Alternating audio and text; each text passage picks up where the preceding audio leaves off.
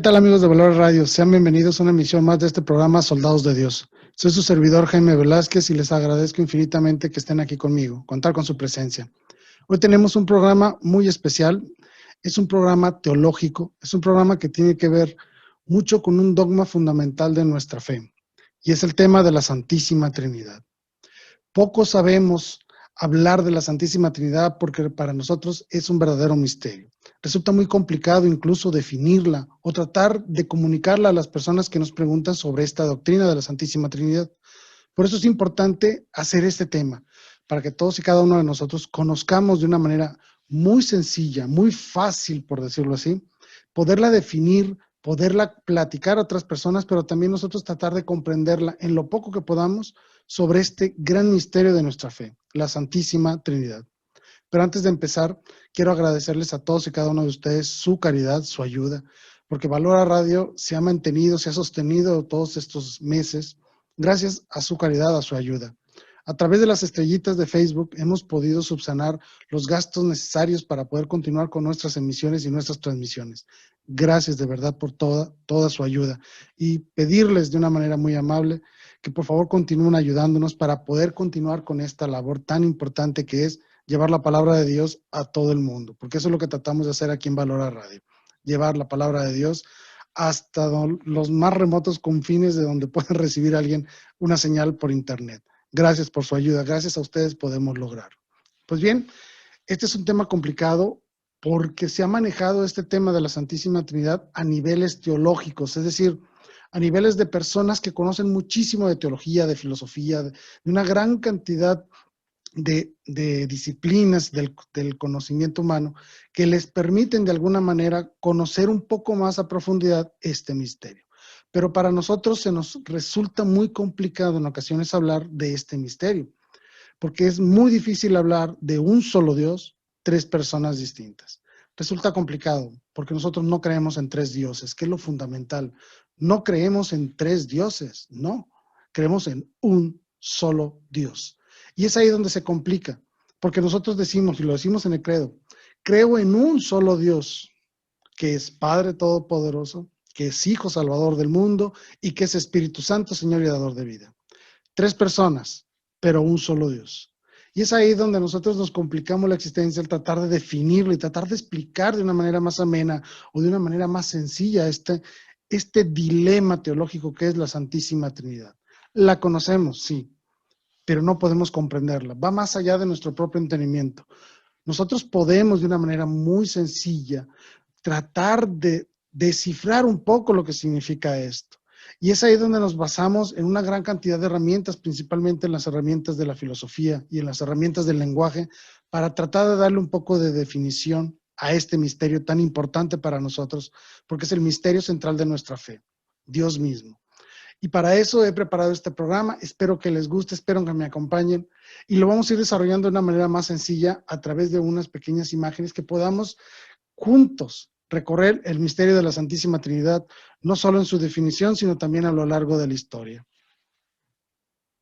Pues bien, como les decía, la Santísima Trinidad es el misterio máximo de la fe, porque es hablar de Dios mismo. Podrán ver en su pantalla un pequeño triángulo. Este triángulo es una forma muy fácil de conocer un poco lo que es el misterio de la Santísima Trinidad. Podemos ver en el centro la palabra Dios. Podemos ver en las esquinas al Padre, al Hijo y al Espíritu Santo. Cada uno de ellos es Dios, pero el Padre no es el Hijo no es el Espíritu Santo y el Padre tampoco es el Espíritu Santo. Son tres personas distintas, pero cada una de ellas es verdaderamente Dios, pero no son tres dioses. Es un solo Dios.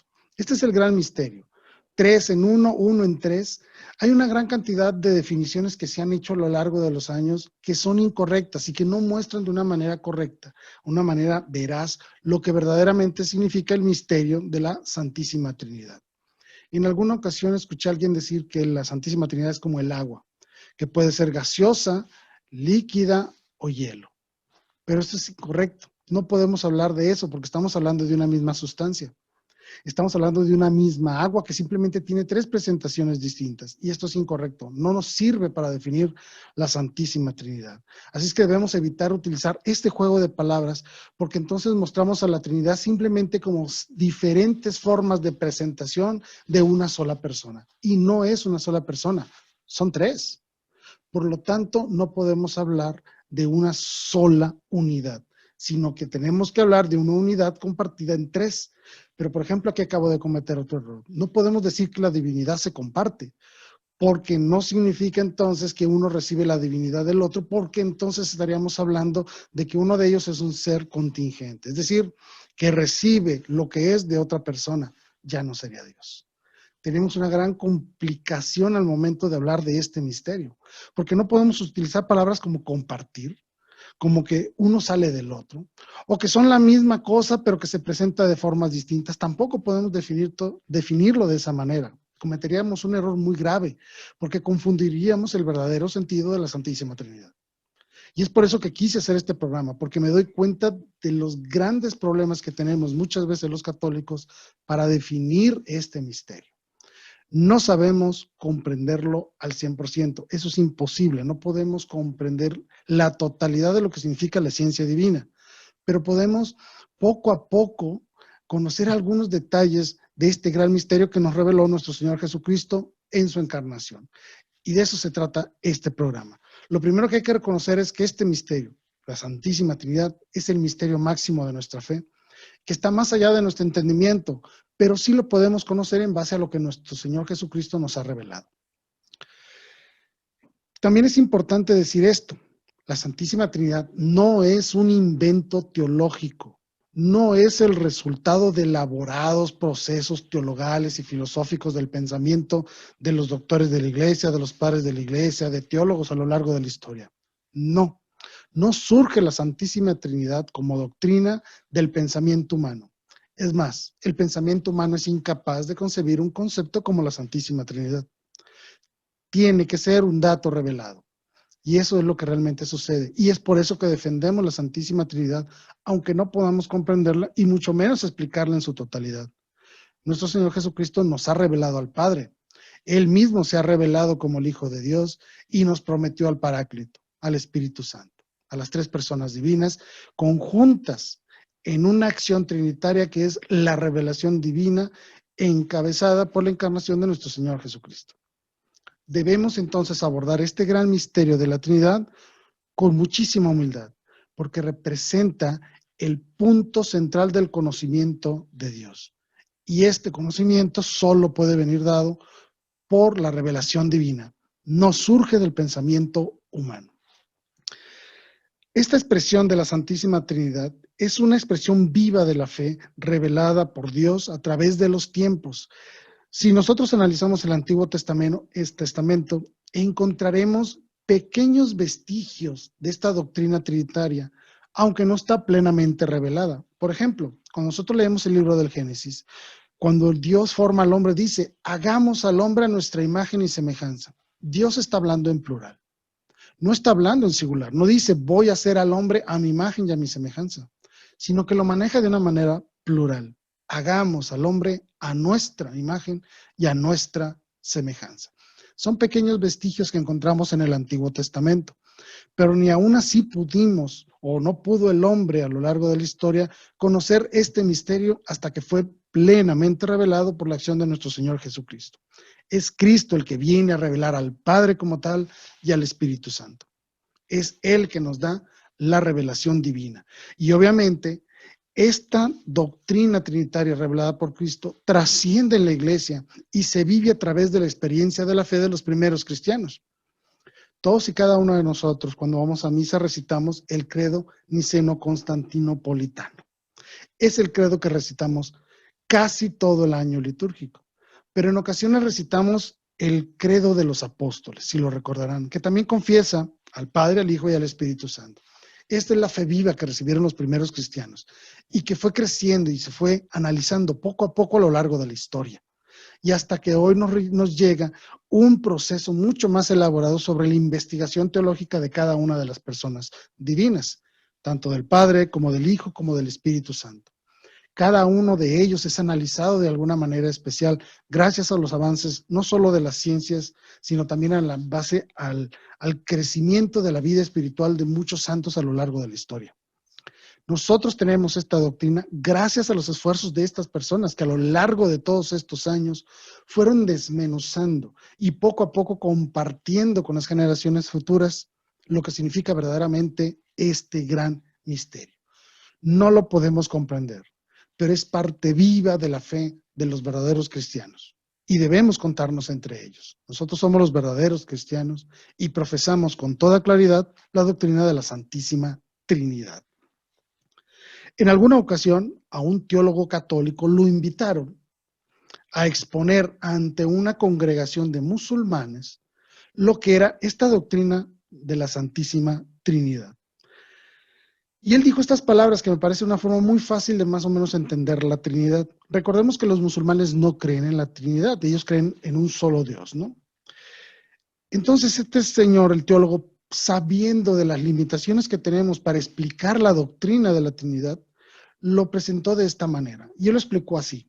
Si les dijera que Dios es una única naturaleza y tres personas distintas, responderían que mis palabras son ininteligibles, es decir, no se pueden entender, y que soy un irrespetuoso del concepto de Dios. Pero quisiera saber su opinión si les digo que Dios está por encima de nosotros. Dios está en medio de nosotros y Dios está dentro de cada uno de nosotros.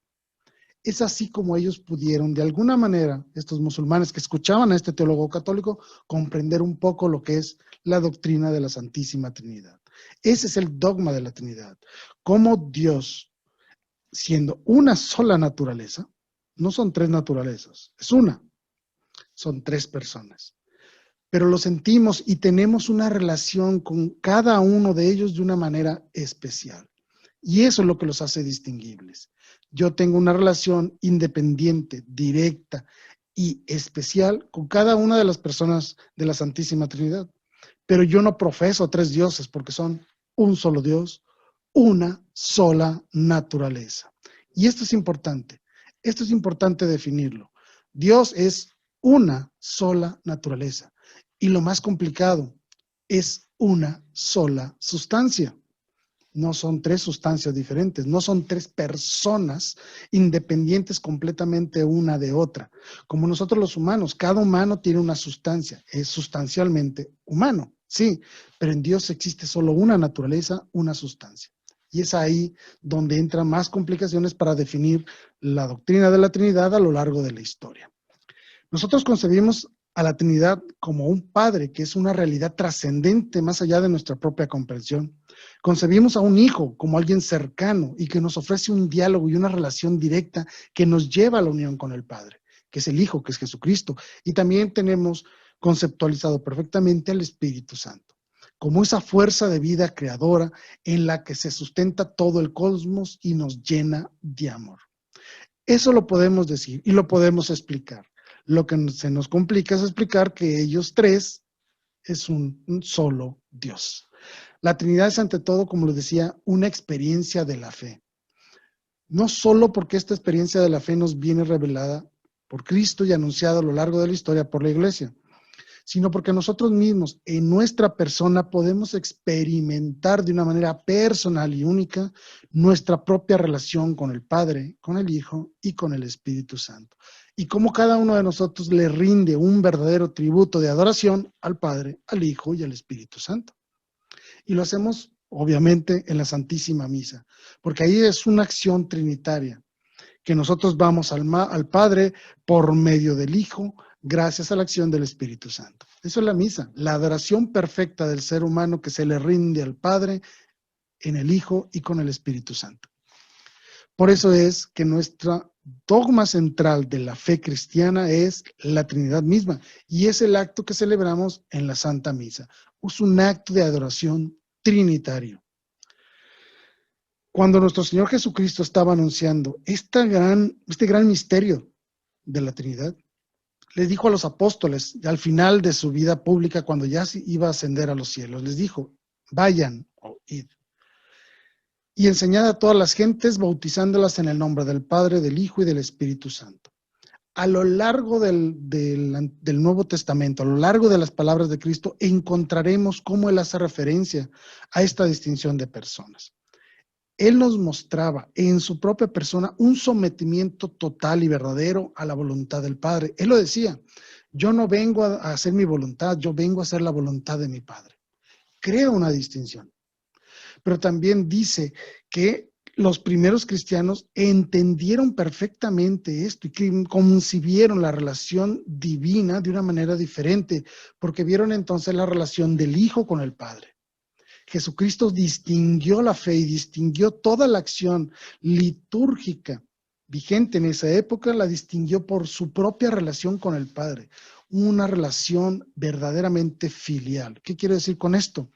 Una relación cercana, con un Dios al cual él se podía dirigir, hablar, entablar una relación directa con él. Él nos enseñó que nosotros como cristianos tenemos la posibilidad de verdaderamente tener esta relación directa con el Padre, ¿sí? Estos fueron los actos que diferenciaron de primera instancia la fe católica.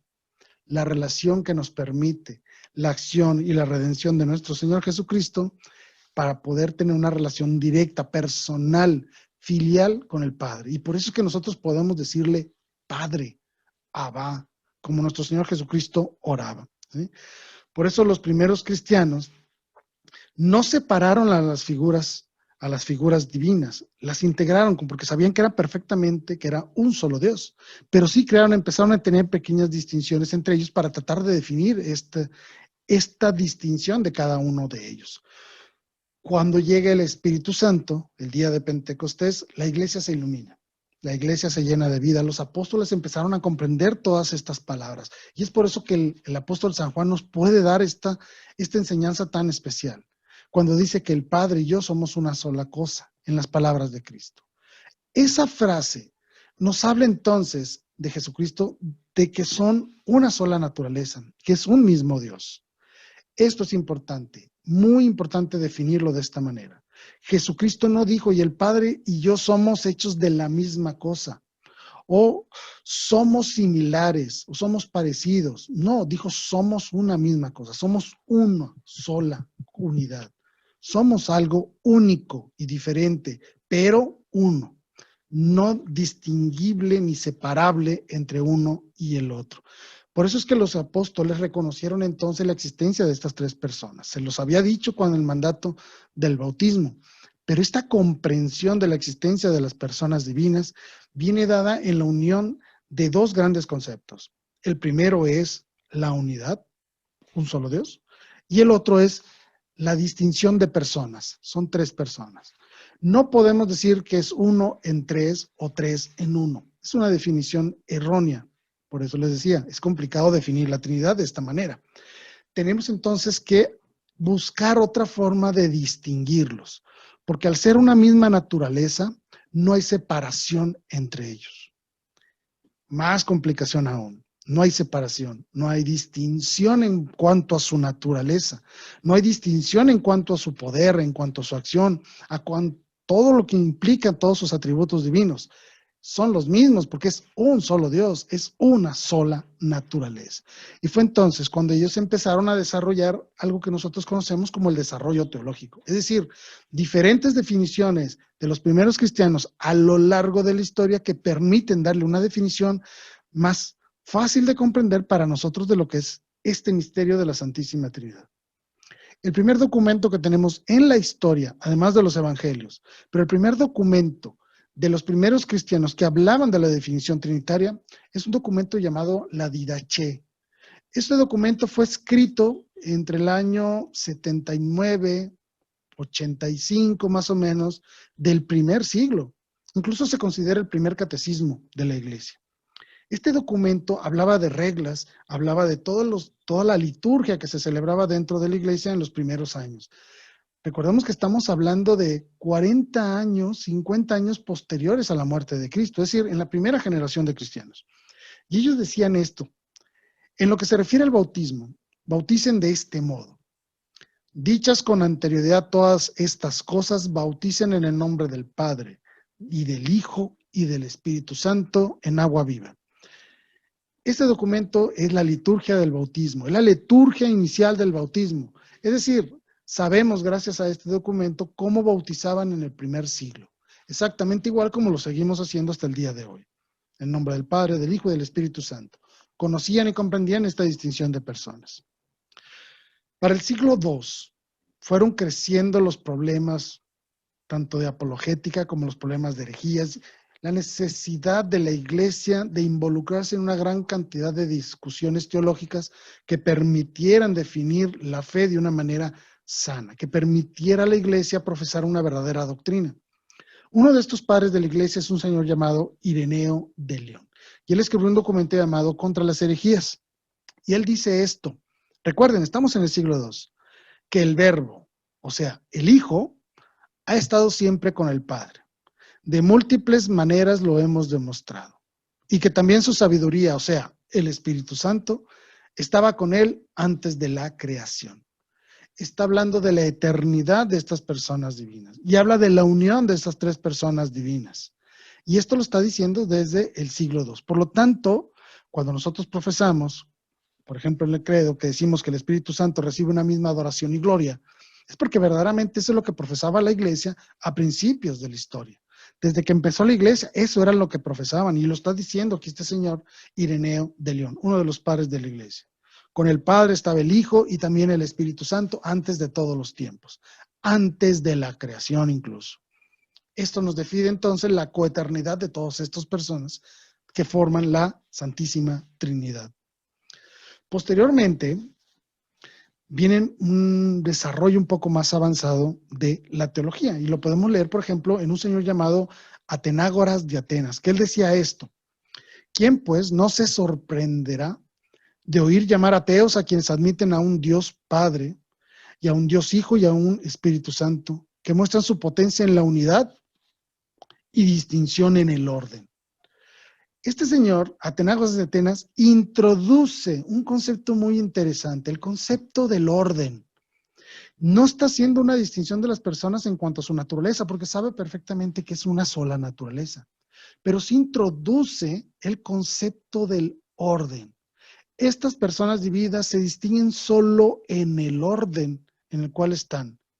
No distingue naturaleza entre ellas, ni distingue separación entre ellas, simplemente distingue el orden. Agrega un ingrediente básico que nos permite ahora conocer entonces qué es aquello que puede distinguirlas a ellas. El orden.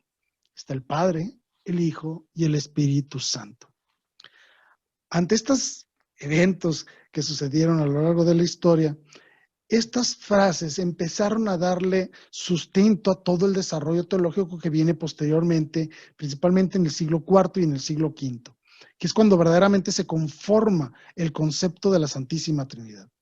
Pero también hay otro testimonio muy interesante que es a principios del siglo II, que es el martirio de Policarpo. Este señor Policarpo era discípulo del apóstol San Juan, incluso se dice que fue bautizado de niño. Era obispo, era una persona muy querida por su pueblo y fue asesinado por profesar la fe cristiana a principios del siglo II. Y él decía esto: a él, Jesucristo, sea la gloria con el Padre y con el Espíritu Santo por los siglos de los siglos. Amén. Claramente distinguen que la gloria de adoración dada a un solo Dios es en sí misma dada a tres personas diferentes: al Padre, al Hijo y al Espíritu Santo. La doctrina trinitaria, como les decía entonces, no podemos bajo ninguna circunstancia atribuirle una conceptualización dada por razonamientos teológicos, no, sino que la conocemos por la revelación directa dada por nuestro Señor Jesucristo cuando Él se hace hombre, viene y establece todo lo que nosotros conocemos como cristianismo, pero distinguiéndose de otras religiones no solo por ser verdadera, sino por la relación que tenía con el Padre y por la capacidad que tenía de dejarnos como regalo para darnos vida a lo largo de todos los tiempos al mismísimo Espíritu Santo. Este desarrollo teológico obviamente forzó a los primeros padres de la Iglesia a empezar a establecer un lenguaje que permitiera a los teólogos y a los diferentes obispos en diferentes regiones del mundo poder platicar de estos misterios. era necesario crear un lenguaje común que permitiera el desarrollo teológico, es decir, que permitiera a toda la iglesia hablar un mismo lenguaje. Con decir un mismo lenguaje no me refiero a que todos hablaran inglés, todos hablaran español o todos hablaran latino, griego, no, sino que se refiere a una verdadera conceptualización ordenada de todos y cada uno de los principios, cada uno de los fundamentos, de los dogmas, de las verdades reveladas por nuestro Señor, para que cuando nosotros estuviéramos elaborando todo este desarrollo teológico a lo largo de los años, utilizáramos un mismo lenguaje, una misma forma de hablar, que cuando alguien decía una palabra, todo mundo entendiera perfectamente a qué se estaba refiriendo. Y es entonces cuando surge a finales del siglo II, principios del siglo III, la palabra Trinidad, que en griego se dice Trinitas. Fue un señor llamado Tertuliano quien definió esta palabra y que nos la muestra de alguna manera, que nos permitió entonces empezar a elaborar el desarrollo teológico de la Santísima Trinidad. Con esta palabra, él quiso definir algo muy sencillo. Son tres en uno, no tres dioses. No creemos en tres dioses, no somos trideístas, sino trinitarios. Y él lo definió de esta manera. Para la misma iglesia es propiamente y principalmente el Espíritu mismo, en el cual es la Trinidad de una divinidad, Padre, Hijo y Espíritu Santo. Es ahí donde él introduce esta palabra Trinidad, que es la que nosotros conocemos hasta el día de hoy. Pero es importante conocer que esta palabra surge hasta el siglo III, y a partir de ahí se empieza a hacer popular esta palabra para empezar a definir este misterio de la Trinidad. No fue a principio. Si nosotros buscamos Trinidad, la palabra Trinidad en la Biblia jamás la vamos a encontrar. Por eso es que muchas personas a lo largo de la historia, muchas personas que han caído en la herejía, nos han criticado este misterio de la Trinidad porque dicen que en ningún lugar de la Biblia encontramos la palabra Trinidad. No, no la encontramos ahí, pero sí encontramos su definición: Padre, Hijo y Espíritu Santo. Es hasta el siglo III con este señor Tertuliano que nosotros conocemos esta palabra y que nosotros empezamos a utilizarla como parte de este proceso de ir unificando lenguajes y formas de expresar todas y cada una de las verdades de nuestra fe. Surgen muchísimas palabras a lo largo de la historia que nosotros utilizamos dentro del desarrollo teológico: hipóstasis, prosopón, trinitas, etcétera, etcétera. Muchas palabras, incluso muchas palabras que ustedes conocen perfectamente el día de hoy, por ejemplo, consubstancial o transubstanciación, son palabras que surgen del desarrollo teológico, surgen de la reflexión y de los esfuerzos de grandes santos a lo largo de la historia por ir conociendo los misterios de Dios y poderlos transmitir a las generaciones futuras. El problema es que cuando se empezaron a desarrollar estos lenguajes, muchas personas no entendieron los verdaderos significados. Se crearon entonces una gran cantidad de errores a lo largo de la historia que provocaron un distanciamiento entre las diferentes regiones de la iglesia. Conflictos muy fuertes que tenían que solventarse a través de concilios, a través de sínodos, pero sobre todo a través de una gran cantidad de cartas que entre ellos mismos se enviaban discutiendo temas filosóficos y teológicos.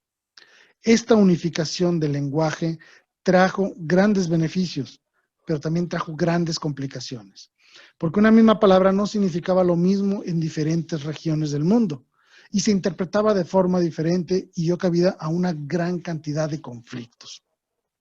Por ejemplo, el primer gran conflicto se dio precisamente entre la iglesia en Oriente con la iglesia de Occidente. Vaya, la iglesia que estaba en Roma tenía dificultades de lenguaje con la iglesia en Constantinopla o en Antioquía.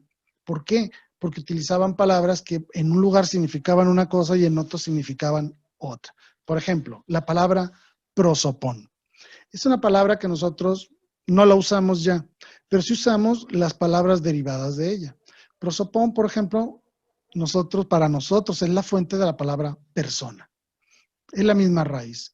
Entonces, la iglesia de Roma, la iglesia latina, empezó a utilizar esta palabra prosopón para hablar de las personas divinas. ¿Cuál es el problema? El problema es que la palabra prosopón en Oriente, en Antioquía, Alejandría, Jerusalén y todas estas regiones, no significaba personas, significaba máscara.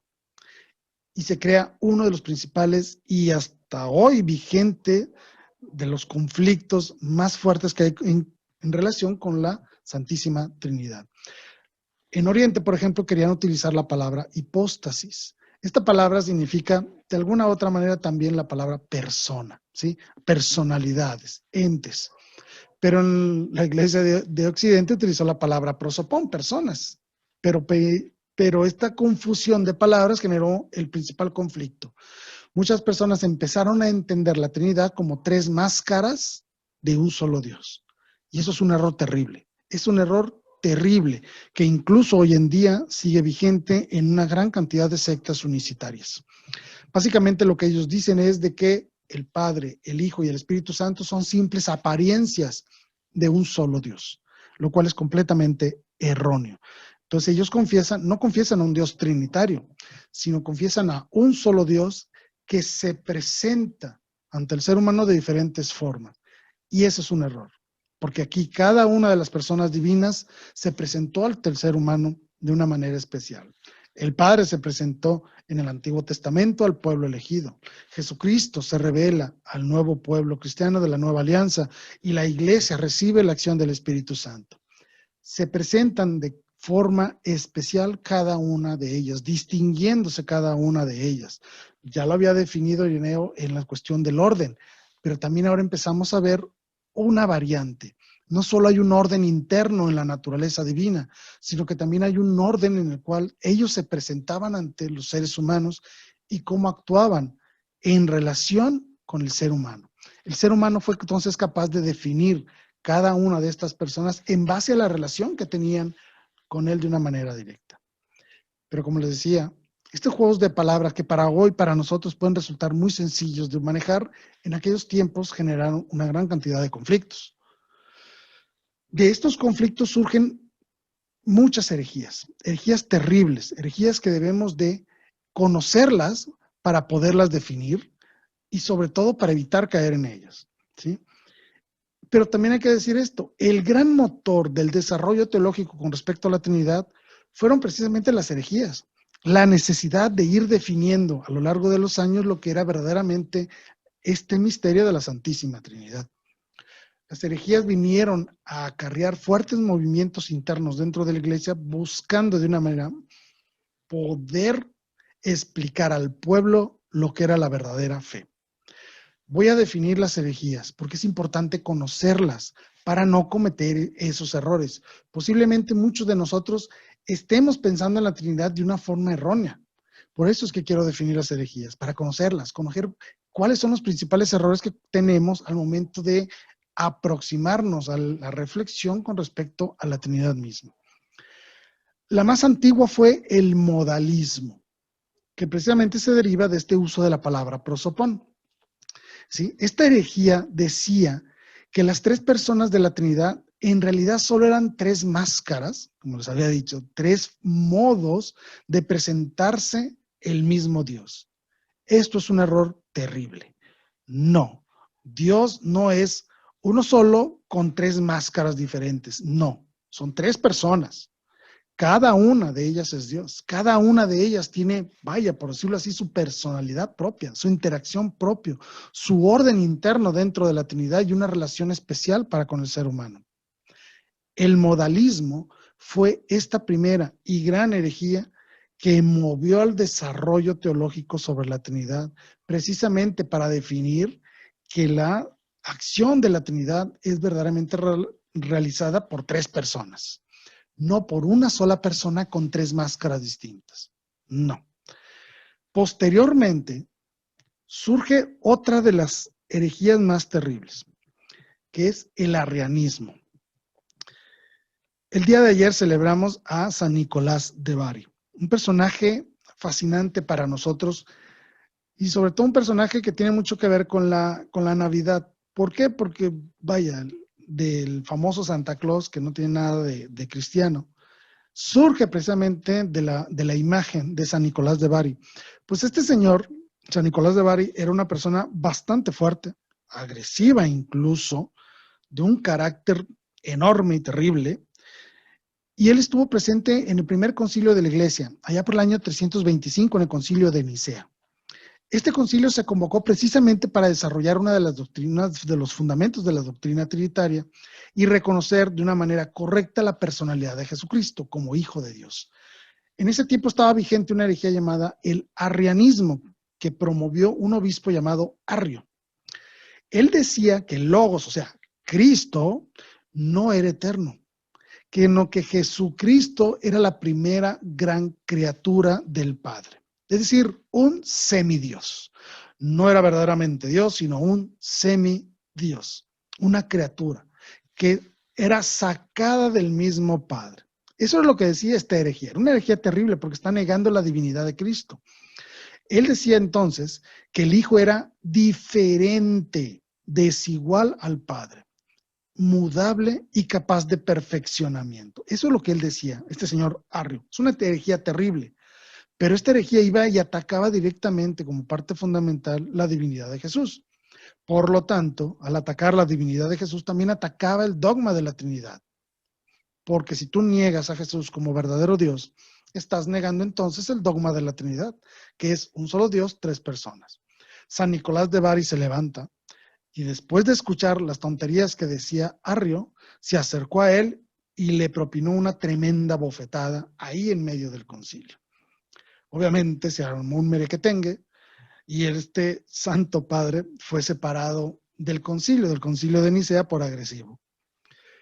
¿Por qué quiero contar esta historia? Para que recordemos también que los conflictos internos de la iglesia en ocasiones han provocado acciones como esta. Hoy recordamos nosotros con mucha alegría este evento de San Nicolás de Bari, porque debemos de envidiarle el celo por la sana doctrina. Y es algo que nosotros hemos perdido mucho. No nos interesa conocer de Dios, no nos interesa conocer lo que creemos, ni por qué lo creemos, y mucho menos cómo defenderlo y anunciarlo. Debemos recordar que nosotros estamos obligados a conocer nuestra fe. Por eso estamos haciendo este programa, para que conozcamos verdaderamente lo que significa la doctrina trinitaria. Posteriormente surgieron otras herejías. Las principales de ellas fue el triteísmo. Básicamente lo que estas personas decían es, efectivamente, son tres personas distintas, por lo tanto son tres dioses diferentes. Cayeron en otro error, porque entonces aquí estamos hablando ya de tres naturalezas divinas en tres personas, es decir, tres dioses. Y esa no es la doctrina cristiana. La doctrina cristiana es un solo Dios, tres personas distintas. Posteriormente, avanzados los siglos, llegó una cosa llamada el racionalismo. Y este consideraba a las personas divinas como meras personificaciones de los atributos divinos. Es decir, ya no era como el modalismo, que era un Dios que se manifestaba de tres diferentes formas, sino que ahora se racionalizaba la forma en la cual Dios único se manifestaba ante el ser humano, y eso generaba una personalidad propia. Y por eso hablaron de poder, como el Padre, la sabiduría, el Hijo, como Logos, y el amor, como el Espíritu Santo. El racionalismo obviamente lo que hacía entonces es darle una personalidad a los atributos divinos, como algo independiente de la misma persona que actúa. Y eso provocó un gran error, pero también nos dejó una gran enseñanza. Inclusive hoy en día, muchos de nosotros hemos definido a la Trinidad de esta manera. Vemos al Padre Todopoderoso, vemos al Hijo como la sabiduría de Dios y vemos al Espíritu Santo como el amor de Dios. Rescatamos eso de esta herejía y más o menos le hemos tratado de dar una forma más acorde a la doctrina para poderla expresar. ¿Por qué? Porque esta forma de distinguir a las personas divinas, en cierto modo tenían razón, porque el mismísimo Cristo así se definió. Él lo dijo de una manera muy clara, y lo podemos ver en el primer versículo del Evangelio según San Juan, donde dice, yo soy el conocimiento de Dios, yo soy el logos de Dios. Y ese es uno de los grandes atributos del Hijo, pero no significa que el Padre o el Espíritu Santo no los tengan también. Es ahí el error del racionalismo, quitarle o hacer de manera independiente cada uno de los atributos del otro.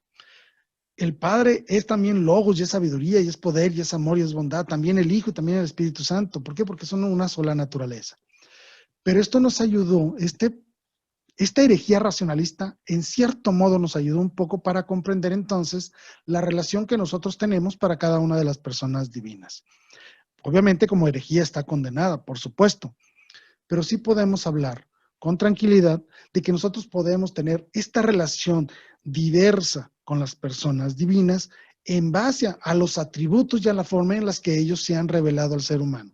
En ese lado sí podemos tomar como esta pequeña fragmento del desarrollo del racionalismo y integrarlo a nuestra propia forma de conocer y conceptualizar la Santísima Trinidad. Efectivamente, el Padre es todopoderoso, como dice el credo.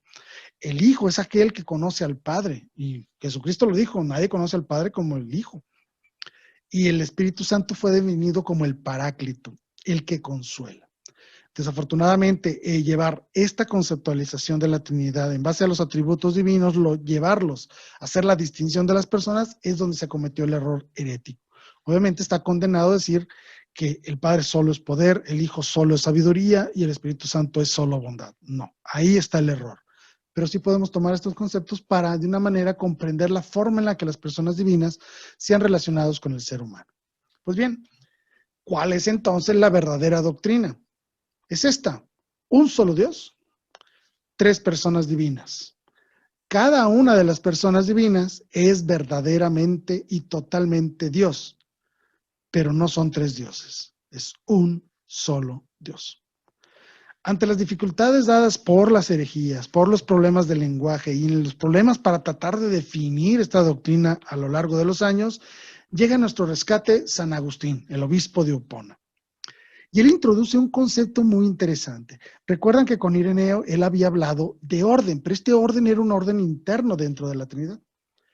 Poco nosotros podíamos conceptualizar el concepto de orden dentro de la Trinidad porque no conocemos en sí misma la Trinidad. Es imposible para nuestro conocimiento abordar este gran misterio. Entonces San Agustín viene y nos define esta diferencia de orden y dice así: al introducir él el concepto de relación, no tanto el de orden, sino el de relación, podemos entonces conceptualizar de mejor manera cada una de las personas divinas. Lo define de esta manera: define que todo ser o cosa puede ser conocido por su sustancia, es decir, por lo que eminentemente es. Y en este caso es Dios. Por lo tanto, sustancia es Dios. También podemos conocer a todos los entes por sus accidentes. Problema, con Dios no hay accidentes. Es decir, uno de los accidentes de mi persona, aunque se oiga extraño esta palabra, es mi color de piel, el color de mis ojos, el color de mi cabello, el tamaño de mis cachetes, de mi nariz, el tamaño de mis ojos, mis cejas, etcétera, etcétera. Es decir, esos son mis accidentes. Es decir, aquellas cosas que pueden ser modificadas a lo largo del tiempo. Mi sustancia es un ser humano y mis accidentes son mis características físicas y propias como persona. El problema con Dios es de que es una sola sustancia, son tres personas divinas, pero una sola sustancia, y no hay accidentes. En Dios no hay accidentes, nada cambia en Dios. Por lo tanto, había que definir un tercer concepto. Ireneo lo manejó como el orden, pero San Agustín lo introduce como la relación. Nosotros podemos distinguir a las personas divinas por las relaciones que tienen entre ellos mismos. Y entonces es como podemos darle un mejor entendimiento al concepto de orden que había planteado San Ireneo. Esto significa entonces que el padre tiene una relación de padre para con su hijo y su hijo tiene una relación de hijo para con su padre, y eso es lo que distingue a ellos, cómo se relacionan entre sí mismos, y esta relación establece el orden en el cual está la Trinidad misma: Padre, Hijo y Espíritu Santo. Esta es una cuestión de orden, pero nunca de categoría. Importante definirlo. No significa que el Padre sea más Dios que el Hijo o que el Hijo sea más Dios que el Espíritu Santo. No. Cada una de las personas divinas es verdaderamente y totalmente y plenamente verdadero Dios. Boeckio más adelante lo define a la persona como una sustancia racional de naturaleza individual. Esta definición dada por este filósofo nos ayudó entonces a comprender también que cada una de las personas divinas es un individuo racional, obviamente, porque tiene pensamiento, tiene sentimiento, pero que no se distingue del otro, sino por la relación en la cual tenían. entre cada uno de ellos. San Juan Damasceno, un poquito más adelante, estamos hablando ya del siglo VII u VIII, introduce otro concepto muy importante que es perijoresis, y significa la perfecta comunicación e interpretación uno del otro. Juntando estos tres conceptos, persona, que era importante definirlo a través de la definición de Boeckh, por ejemplo, y de otras definiciones a lo largo de la historia, podemos entonces hablar de tres personas, de tres personalidades divinas, que dentro de sus propios atributos divinos, que es una sola sustancia, que es la divinidad, existe una distinción entre ellos que les permite reconocerse en orden, en relación y en comunicación entre ellos mismos. Y este concepto de comunicación llamado perijoresis lo podemos ver claramente en el Nuevo Testamento en la forma en que nuestro Señor Jesucristo se comunicaba con el Padre. Esta comunicación para con el Padre nos definía de manera innata el concepto de orden y el concepto de relación. Es así entonces como nosotros conocemos la doctrina verdadera de la Santísima Trinidad. Otro santo de la iglesia llamado Ricardo de San Víctor enseña que Dios es amor. Por tanto, debe existir el que ama, el que es amado y la perfección del amor que les une. Él definía así la Trinidad, el que ama, el que es amado y el amor que los une, Padre, Hijo y Espíritu Santo. Santo Tomás de Aquino para el siglo XI y XII define de esta manera de las realidades subsistentes, es decir, donde enseña que la relación da lugar a la individualidad de las personas divinas y no al revés. Es decir, yo tengo una relación con mi Padre porque Él me dio la vida. ¿Sí? Este tipo de concepto no aplica con los seres divinos, con la naturaleza divina. Simplemente enseña de que estos seres son verdaderamente Dios desde el principio, vaya, desde toda la eternidad, pero que sí existe una relación y un orden y una forma de comunicarse entre ellos, pero dentro de una realidad subsistente, dentro de un concepto de divinidad y dentro de un concepto de eternidad de las personas divinas. No es porque uno haya criado al otro, no. Es simple y sencillamente porque Dios es Dios y dentro de esta, vaya, sustancia divina que es Dios, existe esta distinción de personalidades dadas por el orden, la comunicación y la relación entre todos y cada uno de ellos. Sabemos que el concepto de la Trinidad es muy complejo y la Iglesia ha desarrollado todo este desarrollo teológico para tratar de comprender de mejor manera lo que es este gran misterio. Yo los quiero invitar a conocerlo, principalmente a conocerlo, no a comprenderlo porque está fuera de nuestras capacidades de conocimiento como seres humanos, pero sí que reflexionemos claramente en cómo el dogma de la Santísima Trinidad nos habla de un Dios en el cual en sí mismo hay una comunidad. Eso nos debe invitar a nosotros también a hacer comunidad con nuestros hermanos. Nos habla de un amor que los mantiene unidos, perfectamente unidos como un verdadero Dios. Ese es el mismo amor que nos debe de reinar y gobernar en nuestro matrimonio, con nuestros hijos, con nuestras familias, con nuestra comunidad. Debemos empezar a amar verdaderamente y fervorosamente a todos y cada uno de nuestros semejantes. Y por último, hablar de la comunicación. Debemos comunicarnos. Y comunicarnos no significa solo hablar y dar ideas y expresar conocimientos o expresar sentimientos, sino verdaderamente compartirse uno al otro a través de la comunicación.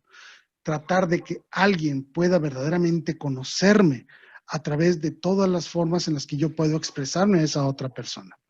Debemos aprender a comunicarnos, es decir, a verdaderamente trasladar nuestros sentimientos, nuestros pensamientos a otras personas, no solo para buscar el entendimiento, sino para buscar incluso desde la compasión, el apoyo, la solidaridad, el amor, la unión.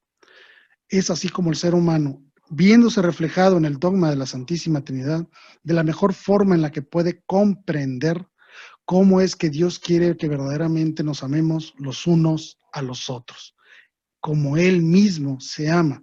Lo dijo nuestro Señor Jesucristo, sean perfectos como mi Padre Celestial en los cielos es perfecto. Y es a través del amor, y a través de la comunicación, y a través de esta forma de reflejarnos en la Trinidad misma, en la cual nosotros podemos verdaderamente amar y compartirnos a los demás. Espero que les haya gustado este programa. Soy su servidor Jaime Velázquez. Los espero la siguiente semana. Gracias de verdad por haberme acompañado el día de hoy y no lo olvidemos nunca. Viva Cristo Rey, viva María Santísima Virgen de Guadalupe. Hasta la próxima.